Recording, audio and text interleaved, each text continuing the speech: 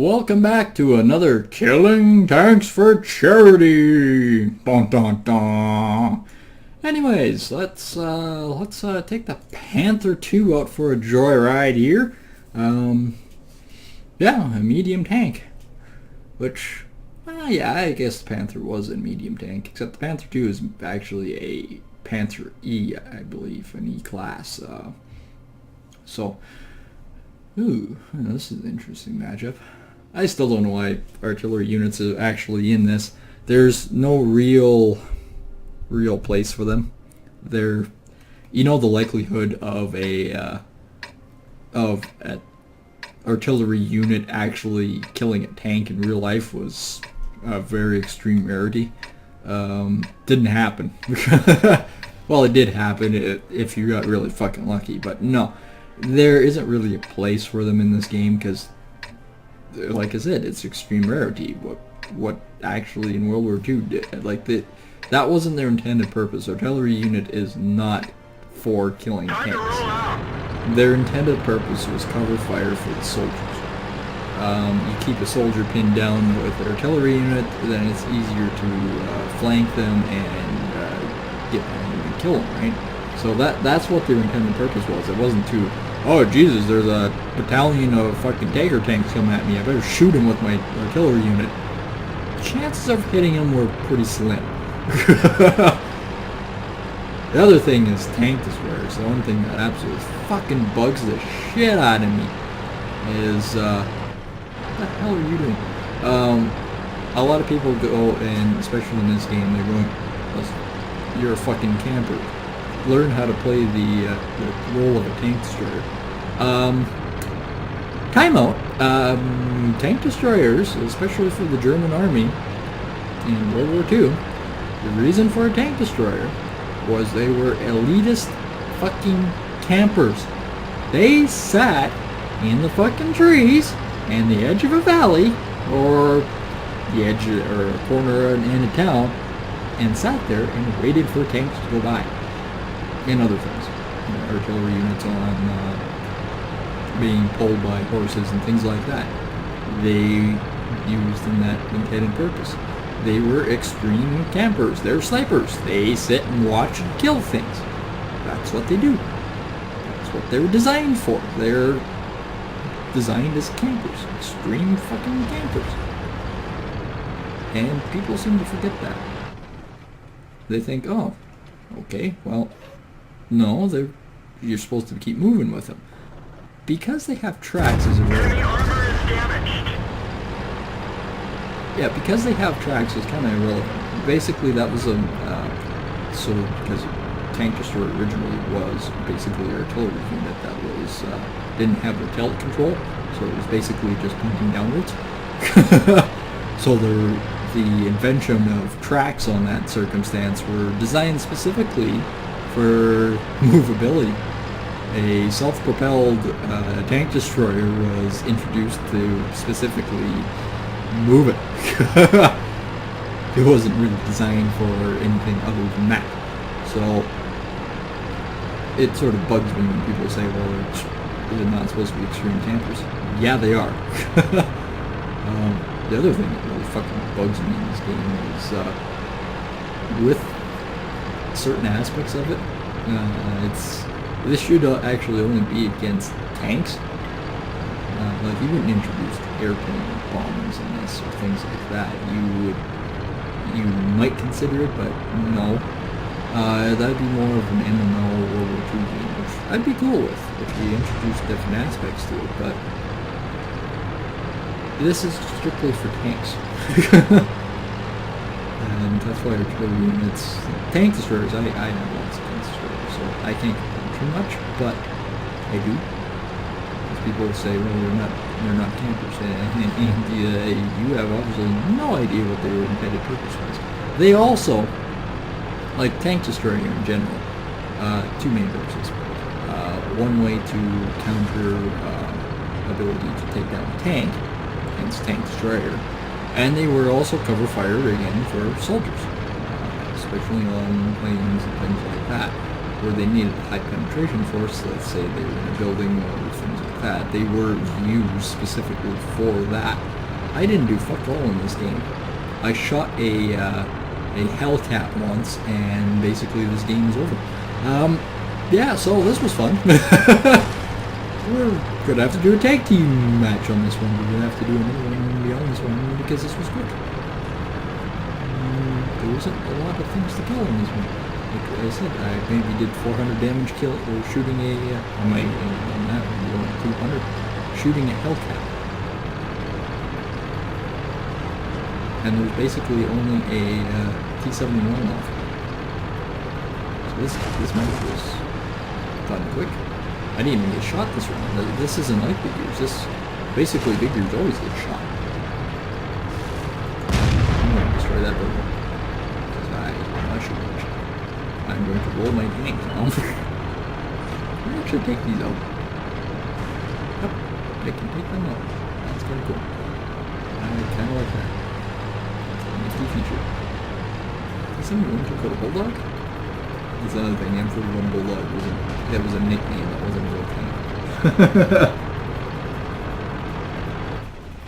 And an M41 is actually an artillery piece. So, meh. Yeah, okay, so. Well, didn't do too bad there. 200 damage, yep. Didn't do fuck all. Couldn't see anybody. Ever saw anybody. Didn't see shit. Oh, let's take the IS out. My IS-8. This is actually damn near fully upgraded now. The only thing this thing needs is the new cannon. I still have the stock cannon on it. It is the basically the IS-3 gun. Sorry about that. I do not have the upgraded one, which has a expansion chamber basically right there in the turret, and not turret but barrel. Basically, what an expansion chamber does is the gases that are trapped behind the round, they go in front of the round and then get pulled back because the expansion chamber, the gases get pulled back behind the round and given an extra boost of inertia coming out of the barrel. That gives the round an extra penetration and extra damage. So the expansion chamber, which actually was introduced by Russians, really greatly improved basically the amount of damage you can do with a standard barrel. It was actually a very, very, very good design, and we still use it today. So that was actually a Russian design. So kudos to Russians. And actually the IS-8 was a very, very, very good tank. I never, well, actually all ISs, it was the Joseph Stalin tank. It was supposed to be equivalent to a Tiger tank against the German army, which is fairly close in relevancy, because when you think about it, they didn't have the armor, but they had the penetration. They had the cannon to do it. They were potentially slower than hello. They were potentially slower than any German tank. That was a blatant fucking ricochet. So yeah, they were actually a very, very decent tank. Now I'm not entirely sure the IS-8 came before or after the World War II, but even yet, it's still a very dominable tank. Mind you, so was the E75 or the E100, which actually was a mouse design, which there was only 2 ever built. They were basically, Hitler had the notion of, if it's big, it's good. The bigger the better, which isn't always the case, especially in tank warfare. Face it, the bigger the tank, the more weight it has and the more potential problems you're going to incur. Panzer. Oh, yeah, no, come on. Come a little closer. You can do it. You can do it. Maybe not.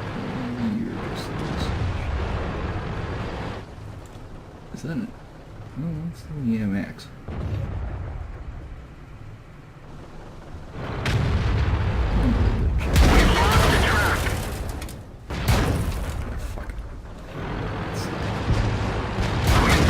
Oh, there we go. Tank for the kill. Fuck. Nope, nope. Biggers, you fucked that one up. No, another kill for the pot. That's what I was going for. Another pot for the kill. Whatever the fuck that means. Oh look, another pot for the kill. Huh? Fuck you smoking now? Me poking my head out the way I did. That was stupid. I should never have done that. Get me broadside.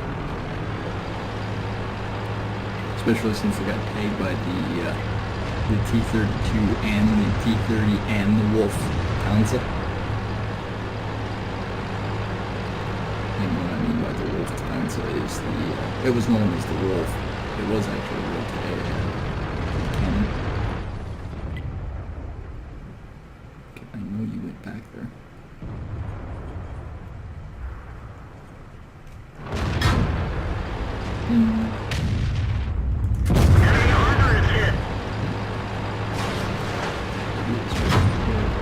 Balance. What is the point? If I did this right.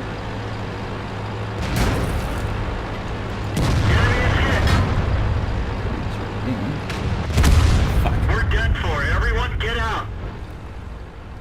And the knob that's standing back there is just, oh, I see something coming. I'm reloading, but I won't do fuck all. I'll just sit here, and I'll poke my nose out and get shot. You'll get shot. Stupid fucking way to do that. Anyways, I did get a kill, so I'm happy. That's one kill for the pot. I did something this episode, so fuck it, I'm happy. Wasn't a complete fucking retard on this one. Let's go with the T-34-3. Chinese representation of the T-34 Russian tank. Narrow tracks, because this was designed for lower mainland China fighting. So yeah, it's basically a little bit modified from a T-34 or even a T-44, but it's a Chinese tank. The reason why it's a little bit different from any other ones is because of the suspension. As you can see, the tracks are a little bit narrower from what the T-34 and the T-44 are. Well, you can see from the T-62 as well. They're narrower tracks. Now, the purpose behind this is, and from what I can tell and what I've been told too, is lower mainland China is more marshy areas, right? And a little bit more mud. And World War II, a lot of people forget what was going on completely east of Germany. Americans in general, you have the basic principle, you understand what was going on, and if you guys actually didn't do anything, we might all be speaking Japanese, even us in Canada, or Russian. One of the two. Anyways, Russia jumped in and helped their cousins, basically their Chinese friends, right? And the reason for this was a lot of China was actually under Japanese control, which scared the frickin' piss out of them. And it literally, if it wasn't for U.S. bombing Nagasaki and Hiroshima, we might actually be Japanese, because of what was going on, and it was quite serious. And I can't remember exactly, but I think about half of China is Japanese controlled, right? So the Russians stepped in and they introduced tanks like this, specifically. And he's going to come right around the corner and shoot me. Penetrate their armor. He did too. Thank you. Yeah, so, yeah, see the T-44 behind me there. Yeah, that was their intended purpose. It was to counter the Japanese movement, and they did that, and that's the reason why the narrower tracks. Narrower tracks, what people don't realize about them, is narrower tracks are able to they're able to go in the mud better. Basically, the less surface area you have on the tracks, the less you'll sink. Well, you'll sink in, but you'll gain more traction, less, and you'll be able to navigate through the mud better than something with a wider track that may sit on top because it has more buoyancy, but it may actually sink, right? So the principle behind that is, well, if you have specifically a narrow track, then you can oh, there we go. Kill. Another pot for the kill. Fucking idiot.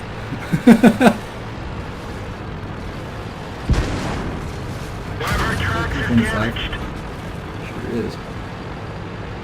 We're immobilized. We've lost some ammo, but at least it didn't explode. Enemy armor is damaged. Our main gun is damaged. It's working, but not very well. Yeah. 27 seconds.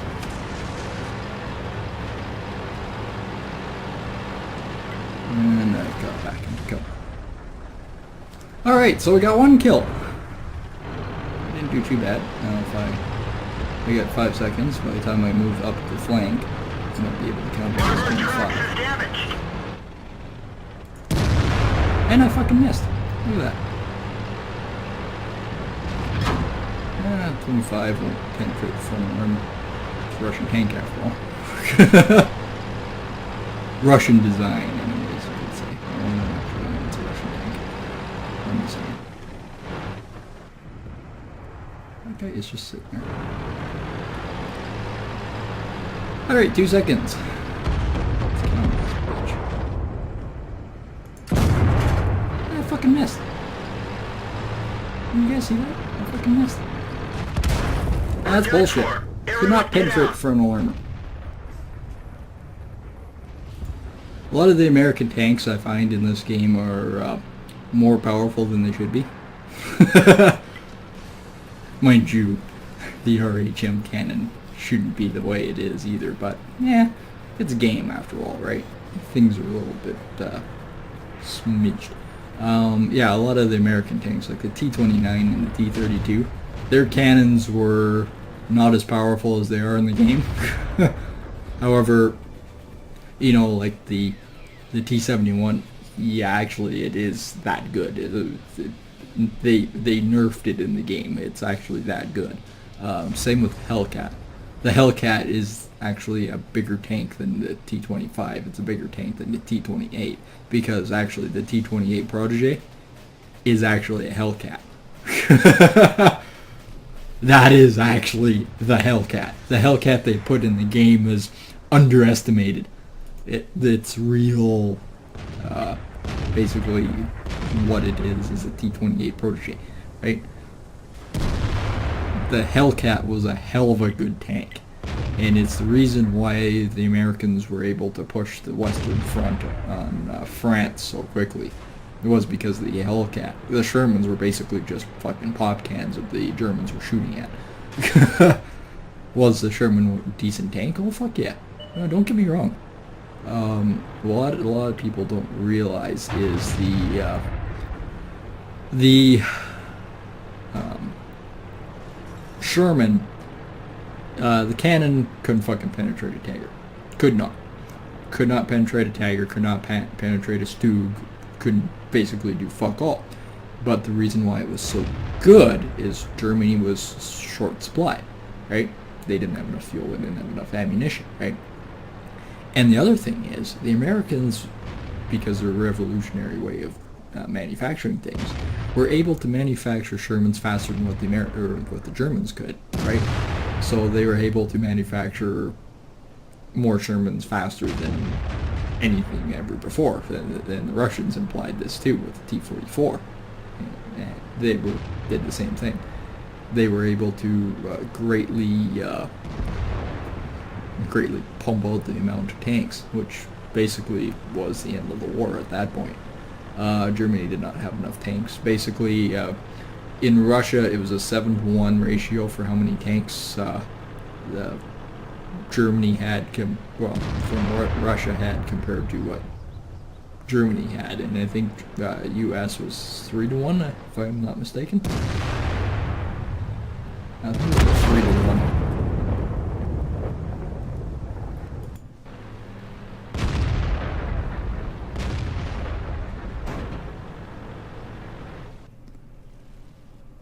Yeah, so that was basically the instrument of. Ooh, look at this. Fire for effect, Master Gunner, and Master Badge 3. So I actually did quite well. More than I figured I was going to. That's not too bad. 1600 damage, that's way more than I figured I did. Yeah, the low did 4500 damage. He did really well. Of course, he knows what he's doing. If you actually, if you go like this, and you can, if you right click on it, you can see the user's details. Yeah, he's running at 49%. He's got a lower personal rating than me. He's got 5,500 battles, but overall, he's a very, very good player. Before we go, I'll just show you my service record here. I got a rating of 4,100, 47% victory, which isn't bad in 3,000 battles. So yeah, a little bit lower rating for hit ratio than him, but that's because I like to pump out more rounds. And I play a lot of light tanks, so missed a lot in my early time. So yeah, so that's basically that. The awards, haven't got a whole shitload of them. I've got a couple of the epic medals, but overall I haven't got a whole shitload. I got a special one, which Operation Nostalgia with the Karl Mortar, football player, Bolter's medal, and sniper, which are special medals. Other than that, I haven't got a whole hell of a lot for medals. I got this one, which was Defender, that one time. So basically, medal-wise, I don't have a lot, but my stats is what I have. I'm not a terrible player. I'm not the greatest player on the planet, but I'm not terrible. Holy shit, that's a bad. How many battles have you done with your Jagdtiger? 666. That devil. I should spray paint devil on the side of that, huh? Anyways, yeah. So that's that. Got a couple tank kills here, so I'm happy over that. So you can like, subscribe, or whatever. Actually, only one kill. Well, 2 kills. The ISA day had 1. Yeah. Anyways, oh, I can upgrade these guys now. Yeah, let's do that before we. When these guys get up to 100% skill or higher, you can upgrade their skill points to give them better skills and better performance, right? This guy, actually, this is a very good thing. Allied communications and signal range are very, very good to have, and since Fulie is actually he's a gunner, a loader, and a signal booster, okay, and this guy is a driver. So basically what you want to do, clutch braking, traverse speed, well, he can traverse, like the T-34-3 is a very, very good traverser anyways. Preventative maintenance, that one's not bad. Improves accuracy when firing on the move. That might be a good thing for me. Controlled impact increases ramming damage to your vehicle, increases ramming damage to an enemy vehicle. That I like. The reason being is I do that a lot, so I've got a lot of tank kills from ramming into people. This guy is also, he's a gunner, so you want to improve damage of the gun or accuracy. Rotation of the turret, Deadeye increases the chance to cause damage to any vehicle and modules or crew. That's a good thing to do. Improves accuracy of a damaged gun. That's not too bad. I don't get damaged gun often though, so that's not a very good one to do. And designated target makes targeted enemy vehicles visible for more than 2 seconds. I'm going to go with this one. The more damage you can do with crew members and modules makes the tank slower and an inability to move or whatnot. And this is a commander. I don't usually do these. I usually go for more of the specific tasks of it. Like Mentor provides additional experience to all crew members in the except for the command. Recon increases maximum view range. Jack of all trades enables the commander to master every qualification to replace knocked out crew members. That's a good one to have. Eagle Eye enables commander to identify critical damage modules on targeted vehicles within the view range. That is a hell of a good one. And Sixth Sense enables commander to identify whether the vehicle has been spotted by enemy vehicles. That is also a good one, but I think I'm going to go with more Eagle Eye.